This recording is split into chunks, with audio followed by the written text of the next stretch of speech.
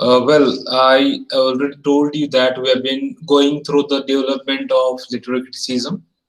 We started with the Greeks, Plato, Aristotle. Then we went on understanding the Roman critics like Horace and Longinus. Now we shall go ahead with certain European critics. In brief, first we shall talk about the Italians. So this period now that I am referring to is called the Middle Ages, and the critic Dante Alighieri belongs to this period, 1265 to 1321. He was the Italian critic, and is well known for his later To Can Grandel della Scala. It is the Italian title. It is a later, originally, in which he explains his literary theory. So what does he talk about?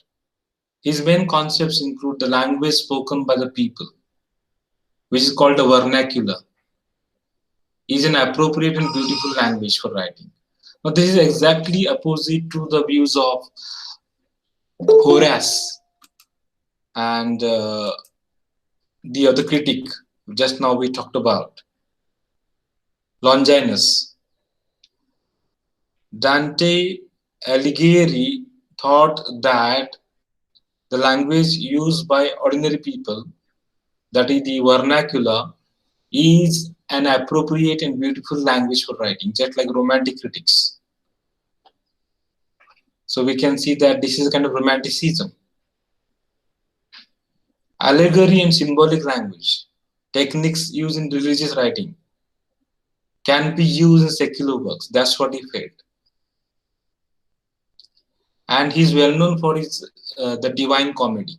Dante is well known for the Divine Comedy, and he used allegory and symbolic language.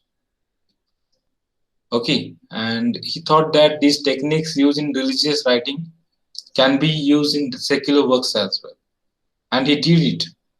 He himself followed that in his work, The Divine Comedy. And Dante's, main interest was in the proper language for poetry.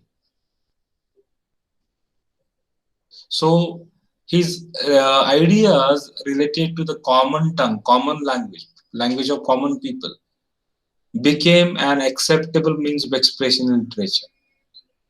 So this paved the way for an increase in audience. Means earlier, many of the works were written in uh, Greek language, Latin language, or standard language, not in the language of common people. Therefore, common people fail to understand what is written. Just like our Marathi literature, you might be knowing that Sant Naneshwar, our Saint Naneshwar, during the same period of time, whatever was happening in Italy, what Dante was doing, happened in Maharashtra in India. He wrote Naneshwari in Prakrit language, in the language of common people. Prakrit means natural language, language used by common people. And earlier, everything was available in Sanskrit, which was the which was beyond the reach of common people. Common people did not understand Sanskrit. So we can see that there is a kind of parallel movement. What happened in Italy had happened in Maharashtra as well. So this is really very interesting. Now let's go ahead with the English critics. You might be knowing the Renaissance period. The Renaissance period means the period of in which revival of learning took place. It is known as the period of new learning. Renaissance is the Italian word which means new learning, and you might be knowing that this came from Italy to England and other parts of Europe. And Elizabethan age is also known as the age of Renaissance. And the critic belonging to this particular period is Sir Philip Sidney that we are going to talk about. He belonged to 16th century, the Elizabethan period. And you might be knowing that Philip Sidney was a well-known poet. And when we talk about his contribution to criticism, he is well known for his very famous work, An Apology for Poetry or Defense of Poesy, which was published in the year 1595. So, An Apology for Poetry, originally it was Defense of Poesy. Later, we call it An Apology for Poetry. It is the a very definitive formulation of Renaissance literary theory and the first influential piece of literary criticism in English history. When we talk about the first significant literary criticism, work of literary criticism, we take the name of Defense of Poesy or An Apology for Poetry by Sir Philip Sidney. And Sidney, takes ideas from Plato, Aristotle, Horace, etc., and several of his own contemporary Italian critics as well. Means he borrows ideas from the Greek critics and Roman critics and Italian critics. Now, his main concepts that we need to understand. Sidney thought that poetry is an art of imitation, as we know. No, it was defined by Aristotle. He came up with the term mimesis. He borrowed this idea from Aristotle. Poetry is not a mindless or immoral activity. He opposes Plato. Plato was of the opinion that poetry is a mindless or immoral activity. But for Sidney, poetry is not a mindless or immoral activity. Further, he takes idea of Horace.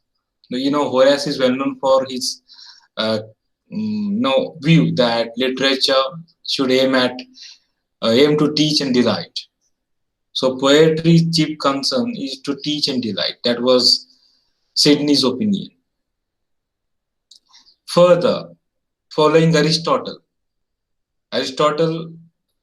hailed poetry as the higher form of art in comparison to history and other fields of art. So poetry is more valuable than history. That's what he thought. It is more valuable than law and philosophy because it embodies the truth above all other arts and sciences. Poetry is more truthful than other arts and sciences. And poetry follows the unities of time, place, and action, which are elements of tragedy. This is the influence of Aristotle. Further, he thought that creative poetry is similar to religion in its function because it stirs the emotions of the reader. It appeals to the emotions of the reader. Because poets affirm morality, means they follow morality, they blend truth with symbolism, and further, they give delight to readers. So his main interest was in the function of poetry, and the influence of Sidney's works can be seen in many of the literary works in literary criticism. The English tradition and history of literary criticism begins with Philip Sidney itself. That's what we understand about Sir Philip Sidney.